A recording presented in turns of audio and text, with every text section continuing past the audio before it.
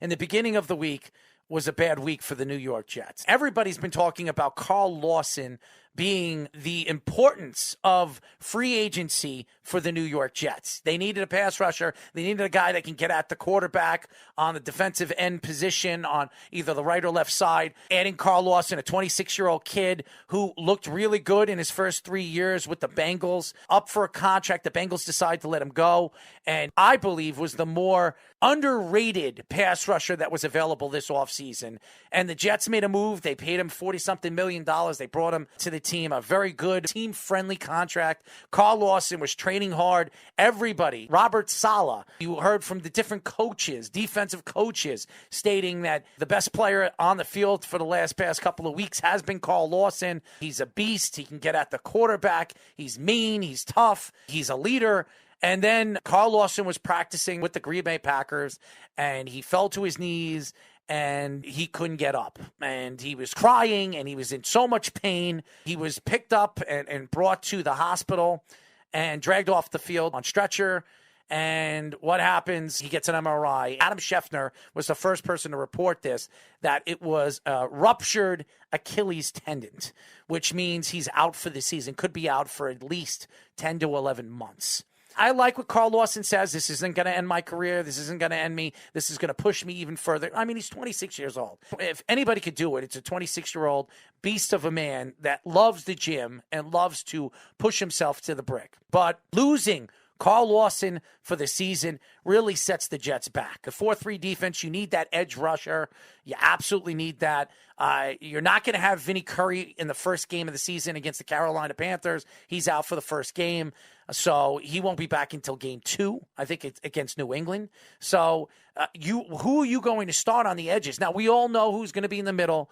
We talk about Rankins. We talk about Williams.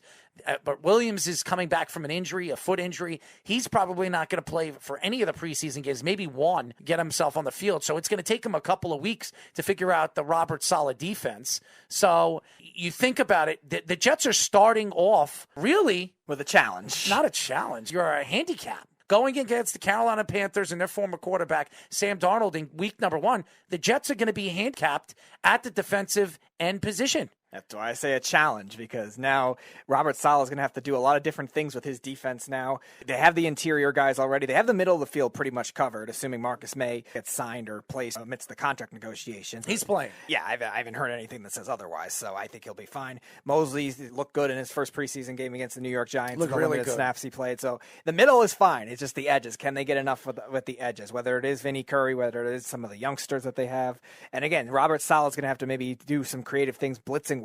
He was always known to blitz slot corners in San Francisco, so I think they're going to utilize a lot of that now with either LaMarcus Joyner, maybe Ashton Davis. They have different guys they can move around. Some of the guys they drafted this year, maybe they could platoon in those roles, and that's what they have to do now to get some kind of edge pressure. So that's why I say challenge in the sense where Robert Saleh is going to have to evolve his defense and make it even more creative, as he did with the Niners last year when all those injuries happened. Do the Jets go to free agency? Do they bring in an Emerson Griffin, who everybody's been talking about, bring in a player of that magnitude? He played for the Cowboys, barely played last year, was really a fill-in player. They moved him to the outside linebacker position at some points of the season last year that didn't fit what we've seen Emerson Griffin was with the Minnesota Vikings. You look at the big picture with the Jets, they're going to have to really nitpick or really find an edge rusher on this team. I don't know if they have one, but if anybody could do it, it's Robert Saleh in that defense. I'm very thrown off because, first of all, there's no depth on this team when it comes to pass rushes. They drafted Zuniga last year in the draft, where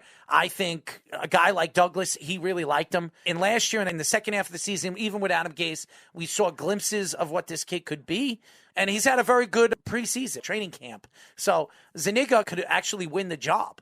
But all in all, I just don't know where they're going to go. I think the Jets have no depth over there, and I think this is going to start going into the season. Every team has their problems. This was supposed to be a strength for the Jets, adding Carl Lawson and Curry. Now this is a complete weakness, and I don't know where the Jets are going to go to find a pass rusher that can actually give them, let's say, 7 or 8 sacks that can help out a Quinn Williams or a Rankins, because you know the Jets are going to dominate in the middle. I was advocating in free agency that they should go after one younger pass rusher, which they did in Lawson, and then a veteran pass rusher and make the money work that way. And Griffin is still still available with that. There's also Jabal Sheard, Bruce Irvin's available. There's a couple of veteran-type passers. So Ziggy Ansah, who, not a great run stopper, but they don't really need a run stopper. They need a speed rusher. So maybe somebody like that, and maybe they need two at this point just to fill in depth. The Jets have the money to do that. And now... Is it worth it?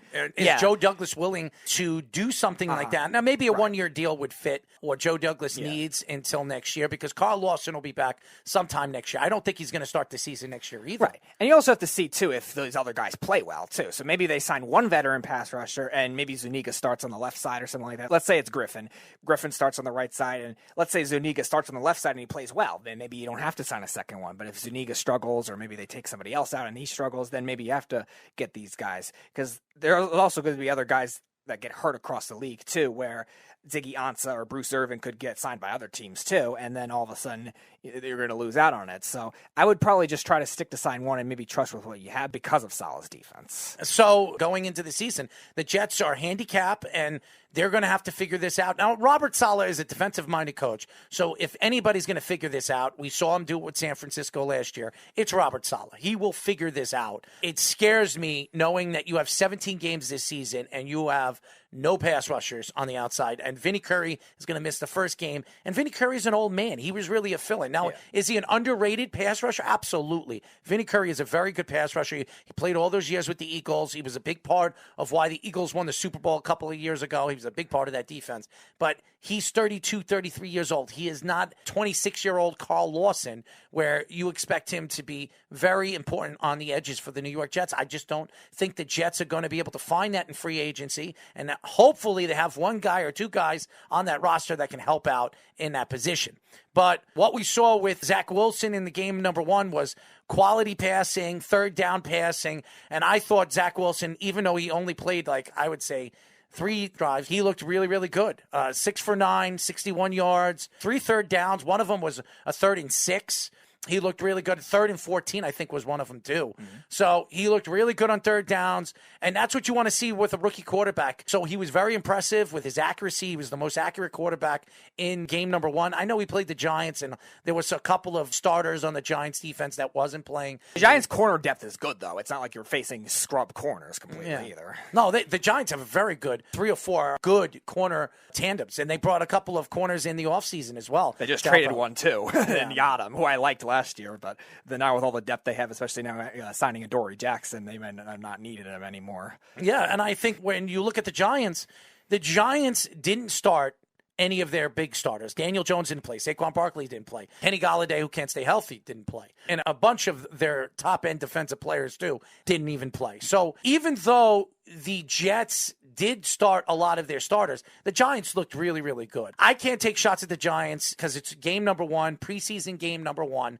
We didn't see their young starting quarterback. I expect Daniel Jones to take 3 steps forward this year. They're going to need it if the Giants have any chance to win that division this year. Now, I think the Giants have a very good chance. That division is weak with Fitzpatrick there, even though I think with Washington, he fits what Washington is looking for, a guy that can throw a lot of slant passes. He's an accurate quarterback, not a very strong arm, but Ryan Fitzpatrick, everywhere he's gone in his first year, he's played very well. With the Jets, with Tennessee, everywhere he's gone, with the 5, 6, 7, 8 teams he's played for, even with the Buffalo Bills, everywhere he's gone, he's gotten big contracts after his first or second year, and then he lays up a dud, and then teams completely give up on him. Or he'll fall apart in the second half of the season. So I expect Ryan Fitzpatrick to have a good year. And with the Eagles, if they don't go after Deshaun Watson, the Eagles are in a lot of trouble. Because after watching Thursday night's game against the Patriots and losing 35-0, that has to scare you that even with Flacco there and Hurts there, who, by the way, the Eagles love, that's why they got rid of Carson Wentz, there's a lot of deficiencies at that position, Speedy.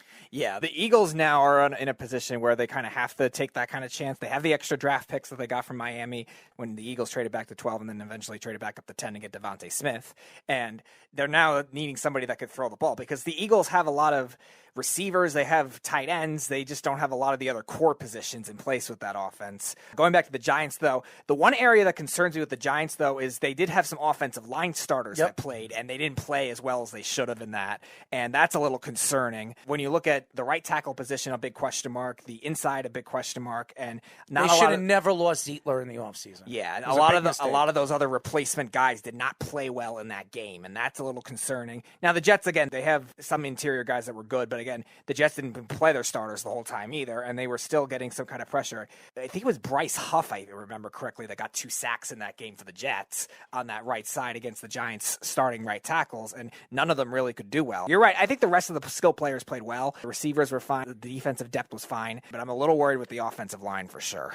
Absolutely. And with the Giants losing some key offensive linemen in the offseason, I was just saying Zietler, a big leader, a guy that is a Pro Bowl caliber guard, and he could play center. He can play multiple positions. Losing a player of that significance definitely sets them back. But again, the Giants are a good team. I think they're built to win this year. I really do believe that. Their schedule fits them, especially in the division. You got to play the Eagles twice. You got to play the Cowboys twice. That division is horrible. So the Giants could absolutely win 4 to 5 of those games. They can win 10 or 11 games this year. Absolutely. The way the schedule is manageable for them. So, yeah, it's definitely manageable. The NFC South isn't as good as it used to be. No, the NFC's weak. It's Normally just the good for a West while. that's good. And the AFC West, they have some teams that could be good, but it's a lot of question marks. The Chiefs are obviously very good. The Chargers and Broncos are kind of maybe on that wild card cusp right now. I like the Chargers. Yeah, I know you do. The Raiders are kind of in between, too. There are a bunch of teams right on the cusp, but no obvious standouts outside of the Chiefs. Yeah, and remember, the Super Bowl is in L.A. this year. We are going to be doing our show at Radio Row. I'm very excited about it. We do have NFL credentials this year, so there is no nose to us, even though I've been there already. Speedy's going to have the opportunity to experience doing the show at a live event over there for the NFL. So it's going to be really, really fun. But what did you think about the quarterback play, the young quarterback play in the first week of preseason? Generally impressive. I think these coaches did the right thing in terms of letting them actually sling the ball, making them make tough throws rather than just trying to be conservative, just trying to see if they have a little accuracy. And that's why the quote-unquote completion percentage stats weren't as good, but they made tough throws. Trey Lance had an 80-yard touchdown. Justin Fields had a bunch of brilliant throws in that game. And Trevor Lawrence had a couple as well. Now, there were some downsides. I think Trey Lance had some woes in his first game. He didn't look good. Trevor Lawrence had some rough patches, but Justin Fields, I think, was very good. Mac Jones has been very good so far for the Patriots, and Zach Wilson was definitely very good for the Jets. All the quarterbacks that you said were very, very good. I think Justin Fields was very impressive. Now, there were a lot of guys open, and a lot of people were saying anybody can make those passes, but Justin Fields, when he needed to make those throws, he made them accurately, and he moved inside and out of the pocket. That's what you want to see with a quarterback that has the foot speed and the whereabouts to figure out how to move inside and out of the pocket, and he makes all those throws, too. As far as Zach Wilson is concerned, I expected Zach Wilson to show his arm strength. He did in certain aspects of the game, even though he barely threw the ball, 6 for 9, but he made a 3rd and 14, I think it was, or a 3rd and 12. I think he made a 3rd and 12, and then he also made a 3rd and 17 or something like that they got 1 yard short of the first down, then they went for it on 4th down. He was very impressive, too. Trey Lance was not impressive. I think his completion percentage was under 50%. You can't win like that in the NFL. Lawrence was good, but if the Jacksonville Jaguars don't figure out somehow how to fix that offensive line, he's going to get killed this year. I feel bad for that kid because everybody that was talking about how this guy is the next generation of quarterback, we've seen this and we've heard this many, many times, Andrew Luck being one of them. And at the age of 28, almost 29 years old, he retires after the Indianapolis Colts figures it out and brings in Quentin Nelson and that offensive line to protect him. They had one good year, and then he decided, after he got a big contract 2 years before that, one of the biggest contracts we ever seen a quarterback get, he says, you know what, I'm ending my career. I'm done. I made enough money. I'm retiring. I want to spend it with my family. I don't want to be brain dead.